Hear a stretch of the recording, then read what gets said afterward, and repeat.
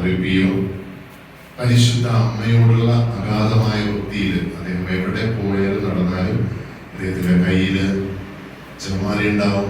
അദ്ദേഹം എപ്പോഴും മാതാവിന്റെ ഉത്തരീയം ധരിച്ചിരുന്നു. അനേകം ആത്മാക്കളുടെ രഹസ്യങ്ങൾ പോലും അദ്ദേഹത്തിന് വെളിപ്പെട്ട് കിട്ടുമായിരുന്നു. കുമ്പസാരിക്കാൻ വരുന്നവരുടെ പാവം അങ്ങോട്ട് പറഞ്ഞു കൊടുത്ത അവസരങ്ങൾ ഉണ്ടായിട്ടുണ്ട്. അങ്ങനെ വളരെ വലിയൊരു വിശുദ്ധനാണ് പാദ്രി പിയോ. അനേക രോഗികളെ അത്ഭുതകരമായി സുഖപ്പെടുത്തിയിട്ടുണ്ട്. അദ്ദേഹം മരിക്കാൻ പോകുന്ന മരിച്ചുകൊണ്ടിരിക്കുന്ന ആൾക്ക് പ്രത്യക്ഷപ്പെട്ട് പാപമോചനം നൽകിയിട്ടുണ്ട്.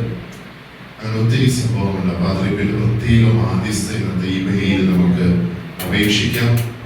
ശക്തമായ ഇടപെടൽ നമ്മുടെ ഓരോ ജീവിതത്തിലും, പ്രത്യേകിച്ച് ഇവിടെ ധ്യാനത്തിന് വന്നിരിക്കുന്ന എല്ലാ മക്കളുടെ മേലിലും പാദ്രി പിയോ ഇടപെട്ട് വലിയ മാനസാന്തരത്തിന്റെ കൃപ ഇവർക്ക് നൽകുവാൻ, യഥാർത്ഥ ദൈവസ്നേഹത്തിലേക്കും ദൈവ ചൈതന്യത്തിലേക്കും ദൈവകൃപയിലേക്കും ദൈവകൃപ നിറഞ്ഞ മറിയത്തോടൊപ്പം ആയിരിക്കാനുള്ള കൃപയ്ക്കായിട്ട് നമുക്ക് രീതിയിൽ പ്രാർത്ഥിക്കാം. ഏറെ പ്രത്യേകമായിട്ട് ശുദ്ധീകരണ സ്ഥലത്തിലെ ആത്മാക്കളെ നമുക്ക് ഓർക്കാം. വിശുദ്ധ പാദ്രി പിയോ എല്ലാ ദിവസവും മരിച്ചു പോയവർക്ക് വേണ്ടി പ്രാർത്ഥിക്കുന്ന വലിയൊരു വിശുദ്ധനായിരുന്നു.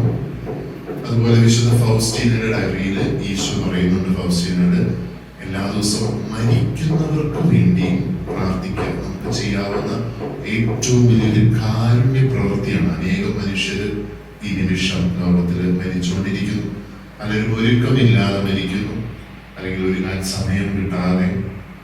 തിരുവചനം നമ്മളെ പഠിപ്പിക്കുന്നത് മരണത്തിലൂടെയാണ് ഒരുവനെ ഭാഗ്യവാൻ എന്ന് നമ്മൾ വിളിക്കുന്നത്.